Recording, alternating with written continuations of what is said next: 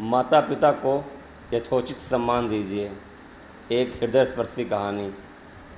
पत्नी के अंतिम संस्कार व 13वीं के बाद रिटायर्ड पोस्टमैन मनोहर गांव छोड़कर मुंबई में अपने पुत्र सुनील के बड़े से मकान में आए हुए हैं। सुनील बहुत मनोहार के बाद यहां ला पाया है। यद्यपि वह पहले भी कई बार प्रयास कर चुका था, किंतु अम्मा ही बाबूजी को यह कहकर रोक देती थीं कि कहाँ वहाँ बहू बेटे की ज़िंदगी में दखल देने चलेंगे। यही ठीक है, सारी ज़िंदगी यहीं गुजरी है और जो थोड़ी सी बची है उसे भी यहीं रहकर काट लेंगे। ठीक है ना। बस बाबूजी की इच्छा मर जाती। पर इस बार कोई साक्षात अवरोध नहीं था और पत्नी की स्मृतियों में बेटे के स्नेह से अधिक ताकत नहीं थी। इसीलिए मनोहर मुंबई आ ही गए हैं। सुनील एक बड़ी कंस्ट्रक्शन कंपनी में इंजीनियर है। उसने आलीशान घर व गाड़ी ले रखा है। घर में घुसते ही मनोहर ठिठक कर रुक गए। गुदगुदी मैट पर पैर रखे नहीं जा रहे हैं उनके। दरवाजे पर उन्हें रुका देख सुनील बोला, आइए बाबूजी, अंदर आइए। बेटा, मेरे गंदे पैरों से यह कालीन गंदी तो नहीं हो जाएगी? बाबूजी, आप उसकी चिंता ना करें। आइए यहाँ सोफा पर बैठ जाइए। सहमे हुए कदमों में चलते हुए मनोहर जैसे ही सोफे पर बैठे तो उनकी चीख निकल गई। अरे रे, मर गया रे। उनके बैठते ही नरम और गुदगुदा सोफा की गद्दी अंदर तक धंस गई थी। इससे मनोहर चिहुक कर चीख पड़े थे। चाय पीने के बाद सुनील ने मनोहर से कहा, बाबूजी, आइए आपको घर दिखा दूँ अपना। ज़रूर बेटा, चलो। बाबूजी, यह है लॉबी जहाँ हम लोग चाय पी रहे थे। यहाँ पर कोई भी अतिथि आता है तो चाय नाश्ता और गपशप होती है। यह डाइनिंग हॉल है, यहाँ पर हम लोग खाना खाते हैं। बाबूजी, यह रसोई है और इसी से जुड़ा हुआ यह भंडार घर है। यहाँ रसोई से संबंधित सामग्री रखी जाती है।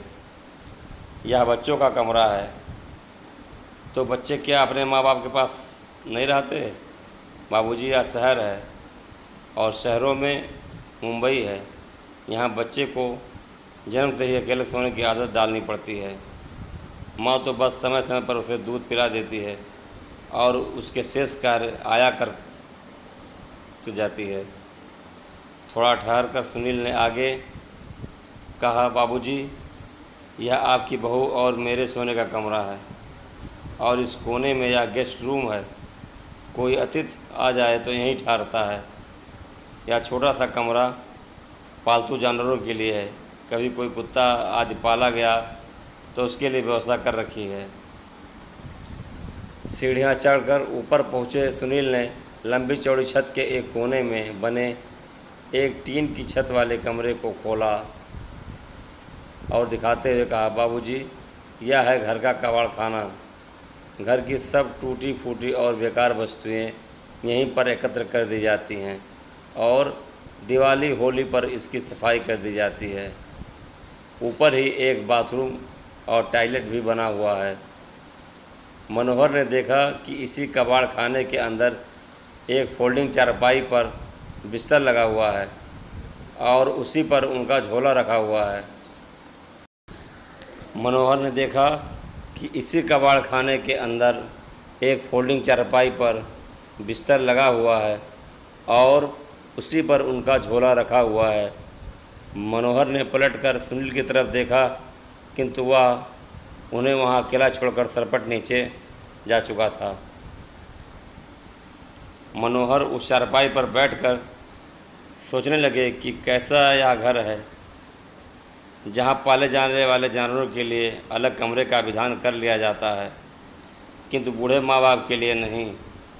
इनके लिए तो कबाड़ का कमरा ही उचित आवास मान लिया गया है। नहीं, अभी मैं कबाड़ नहीं हुआ हूँ। सुनील की माँ की सोच बिल्कुल सही थी। मुझे यहाँ नहीं आना चाहिए था। अगली सुबह जब सुनील मनोहर के लिए चाय लेकर ऊपर गया तो कक्ष को खाली पाया। बाबूजी का झोला भी नहीं था वहाँ उसने टॉयलेट और वॉशरूम भी देख लिए, किंतु बाबूजी वहाँ भी नहीं थे। वह झट से उतर कर नीचे आया तो पाया कि मेन गेट खुला हुआ था। उधर मनोहर टिकट लेकर गांव वापसी के लिए सवेरे वाली गाड़ी में बैठ चुके थे। उन्होंने कुर्ते की जेब में हाथ डालकर देखा कि उनके अपने घर की चाबी मौजूद थी। उन्होंने उसे कसकर मुट्ठी में पकड़ लिया। चलती हुई गाड़ी में उनके चेहरे को छू रही हवा उनके इस निर्णय को और मजबूत बना रही थी और घर पहुंचकर चैन की सांस ली। मित्रों, इस कहानी से हमें यही शिक्षा मिलती है कि जीवन में अपने बुजुर्ग माता पिता का उसी प्रकार से ध्यान रखें जिस प्रकार माता पिता बचपन में आपका ध्यान रखते थे, क्योंकि एक उम्र के बाद बचपन फिर से लौट आता है। इसलिए उस पड़ाव पर व्यस्त ज़िंदगी में से समय निकाल कर उन्हें भी थोड़ा समय दीजिए, अच्छा लगेगा। सदैव प्रसन्न रहिए, जो प्राप्त है वही प्राप्त है। मित्रों, अगर कहानी पसंद आई हो तो लाइक कीजिएगा, कमेंट कीजिएगा और ज़्यादा से ज़्यादा शेयर कीजिएगा। हमारे चैनल पर पहली बार आए तो चैनल को सब्सक्राइब करके बेल आइकन बटन प्रेस कीजिएगा ताकि आपको कहानियों का नोटिफिकेशन मिलता रहे। धन्यवाद।